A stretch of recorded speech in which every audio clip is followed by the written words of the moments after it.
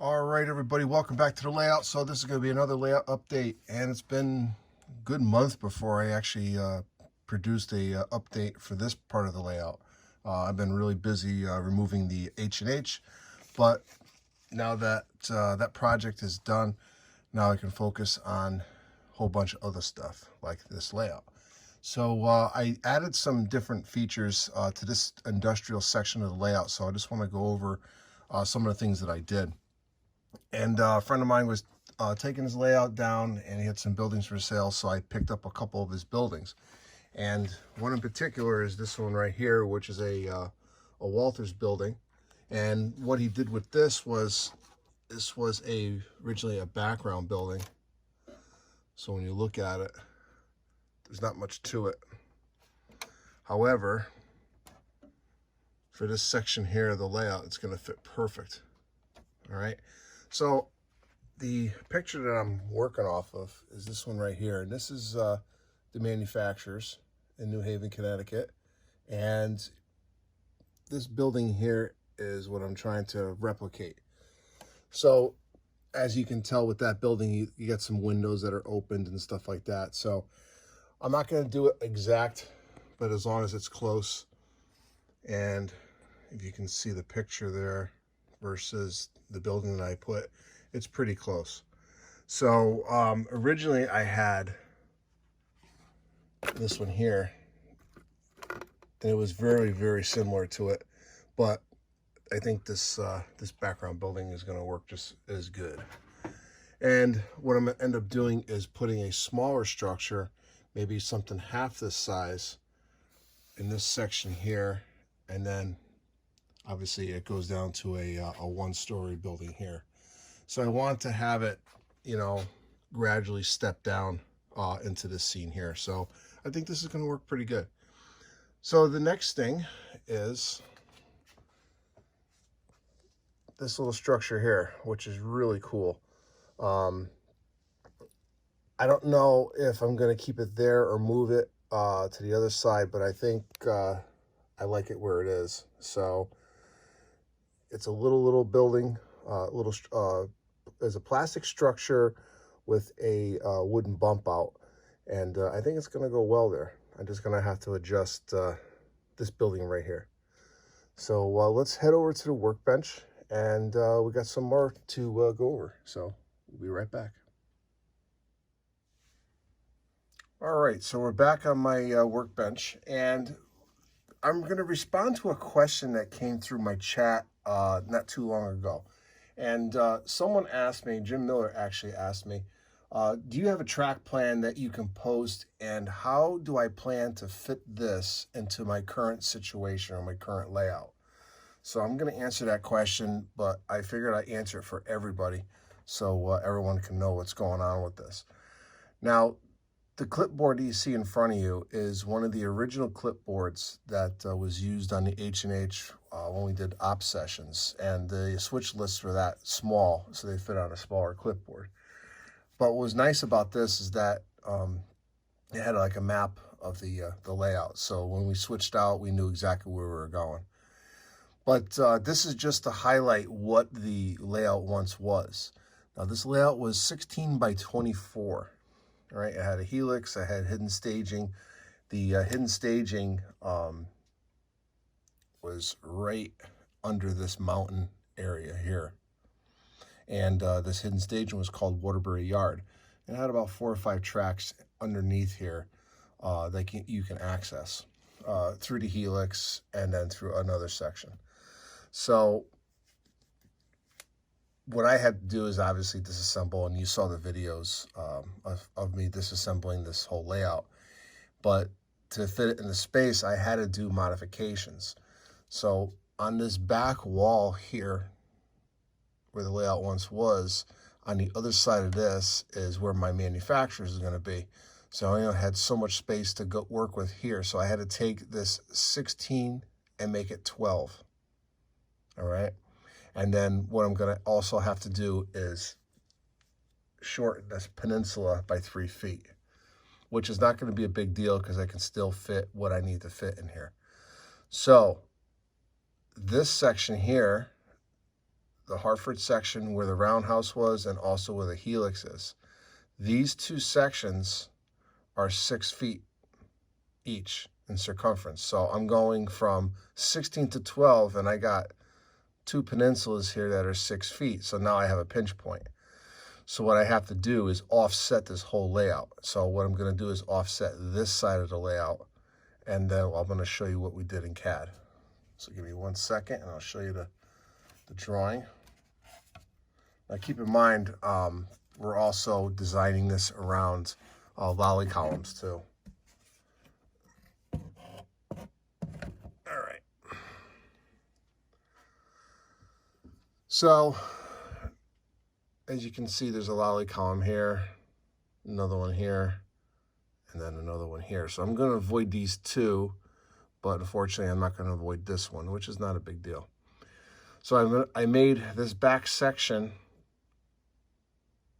12, and I offset this by 3 this way, so you can still get into the layout. So it's still going to be a walk-in style layout. The aisles are going to be a little tighter. It's just going to be about 2.5 feet. I wanted to go to 3. I'm not going to get that, so I have to work with what I have. Now, the other thing that I want to discuss is I'm still working on a track plan for this. It's still a work in progress. Now, the track plan is going to be made in conjunction with the other research that I'm doing, which will be on another video. But what you're seeing here is an illustration of the hidden staging that once was there. And right now, my layout, I have to raise this section of the layout, this section, and then this back section here. My layout is around 54 inches tall, but I'm going to go double check that measurement right now. So hold on 1 second. All right, so I just double checked the measurement of the manufacturers, and the height of the manufacturers is 54 inches. All right, so the good thing about this is that the helix side, along with all this tabletop, is at 54 inches. So I don't have to touch that. Now you can see you have all the hidden staging under here. So what I'm going to plan on doing is taking this layout, and if you were to walk in my basement, the manufacturer's is right over here, and this layout is going to hook into the manufacturer's via lift bridge. But the problem is that I needed the layout to be 54 inches so it connects properly. So I'm going to have to raise this side of the layout. But since I have hidden staging here, what I'm going to do is actually continue the hidden staging all the way around the layout. All right, so I'm going to have a yard here, and I also have another yard here. So I'm going to get additional wood, put down some, and it's not going to be a complete tabletop. It's just going to be a tabletop just to accommodate the track work. And I'm going to have all of my hidden staging under here. Then I'll take the existing tabletops that I have, put risers on, and put it here on this side. So basically, I'm going to be raising this entire layout, this entire Hartford side, and this back section to 54 inches. This side of the layout will be Bridgeport. This side of the layout will be New Haven. Over here will be Cedar Hill Yard and the Cedar Hill engine facilities. I'm not sure what I'm going to do with the helix area, but what I'm going to end up doing is, obviously before we had a mountain there, I'm going to actually put a tabletop on top of the helix and then put a city scene. Don't forget, this is going to be Bridgeport, so you're going to see a lot of elevated track coming through here. So I have not touched any type of track plan yet for this. I'm still working on developing the operating scheme, and that will be in a separate video how I'm doing that. So I'm doing a lot of research, a lot of prototype research on certain trains and what have you. So I'm going to be working a lot more with that on another video. So I hope this answered your question. I did have to do some modifications to this, and it's slowly coming back together. So why don't we go to the next portion of this update, and we're going to do a box opening. So we'll be right back. All right, so I added some more freight cars to my fleet. Um, One of which is this AccuRail outside braced wooden box car. And this is one of my definitely one of my favorites as far as kit cars go. They're really cool. So this was on a friend's layout, so this will now reside on my layout and hopefully get a lot of years of use out of it. All right. So we also have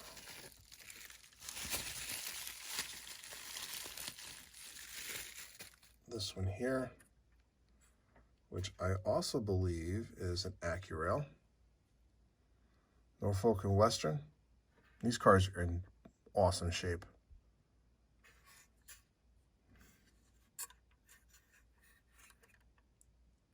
So you'll see these probably at the next op session.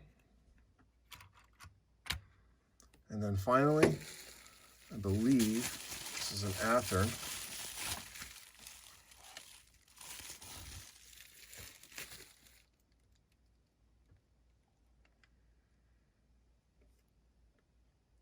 Milwaukee Road. Great looking cars. They don't have a lot of detail, but I really like the blue box and all these kit cars.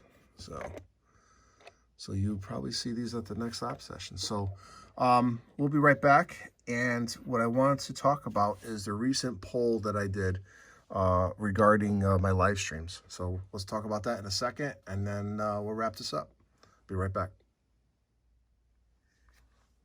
All right, everybody. So we're going to do a quick channel announcement, and I'm going to start up live streams again.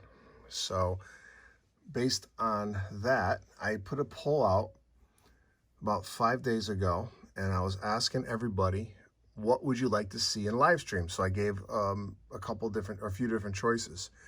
So I had 30 folks respond to it, and this is the results. And we have a tie. So 37 out of 30 people, 37% of you want to see live streams and op sessions. Live run sessions and op sessions. And then another 37% of you want to see live builds on structures. So what I'm going to do, based upon that, before I even say anything more, thank you everyone who responded to that, because that information is very helpful to me, because it basically tells me what the viewers want to see. So it's extremely helpful. Now, this Sunday, I'm going to do a live stream. Tomorrow on my community page, look out for an announcement on when that live stream will be. I have to check my schedule and figure that out. But what we're going to do tomorrow on Sunday is we're going to do a live op session, and I'll have a switch list, the whole 9 yards. So I don't know what time yet. I'll figure that out tomorrow. So I have to look at my schedule. And so check that out, because that's going to be good. We're going to have a lot of fun with that. And then finally, I had some more footage of myself removing the H&H. And so what I'm going to do is we're going to wrap up this layout update with that footage. And that's pretty much it. So I wanted to wish everybody a happy Friday, a great holiday weekend. Have a great Labor Day, everybody. So I will see you hopefully soon in a few weeks with another layout update. I do have a lot of cool stuff coming out on my channel. A lot of live prototype running on Horseshoe Curve and some other stuff. So I hope to have that out soon. So again, thanks to all my subscribers. Thanks for supporting my channel. And I will see you at the next layout update. Have a good one. All right, so we're back at the former location of the H&H. What is left, this is the center peninsula. So what I'm going to have to do, this thing is way too heavy and too big for me to actually carry it out of here. So what I'm going to do is I'm going to take it apart, and I'm going to be rebuilding this whole section anyway. So this is the last time you're going to see this section. And then this section here is going to be rebuilt as well, but I'm going to take this apart. So this is going to be saved. All right, so let's get to work. All right, so I was able to split these two sections, which is good. So these are all held together with plates underneath. So I was able to split it, didn't break anything. So I was able to take this in two pieces, which was a nice surprise. So I got the center peninsula, what's left of it here, all the braces. That's going in the dumpster. I'm taking all the trees off first, then the rest of it's getting scrapped. But this is pretty much it. So I was able to get these two sections off. Now this will totally change once I get it back to the house and once I get it situated on the bench work. But it's a lot easier taking it. There's so many different pieces to this on both sides, so it's easier just to take it in two pieces and then figure it out from there. And what I found out was this homosote is only screwed down, so that's good. So I'll be able to easily pop that off, either reuse it or put a new piece of homosote on there. So this is pretty much it on this update. So I will see you at the next one, and I probably have 2 more visits here and then I am done. So we'll see you at the next installment of this move. All right, have a good night. All right, everybody, so we're at the last day of the former home of the H&H, and I'm just cleaning up the last bit of the trash, but I want to show you something. I had to take all the trees out of this one section of scenery, but to show you how this was built. How many layers it took to build that mountain. So it's pretty impressive in how this thing was built. So we'll continue our quest of cleaning this place out, and I'll be right back. All right, everybody, welcome back. So this is going to be my last video from this location, the former home of the H&H. I've completed the removal of the layout, and the cleanup has been completed, so I'm going to be heading out soon. But this was definitely a project, to say the least. It wasn't easy. But the good news is that this layout will operate again, and I'm hoping to have the trains running by the end of the year, at least one train at least. But I already started the process of retrofitting and starting to assemble the layout back at my house. So you're gonna see it come together hopefully pretty quick. So the next installment on this series, you're gonna see me actually putting the layout back together. So I'm looking forward to that piece of it. But yeah, this place definitely gives me good memories when I operated on the H&H. But this era is done for this layout here. But it's definitely going to have life at the next place, at my house. So just want to thank everybody for watching this series, and I want to personally thank the builder of this layout. And I know he's no longer with us, but Bob did a great job of putting this layout together, and his workmanship is allowing me to reassemble it at my place. So the layout will live on, and thanks for watching, everybody. This is Ron at New Haven Rail signing off.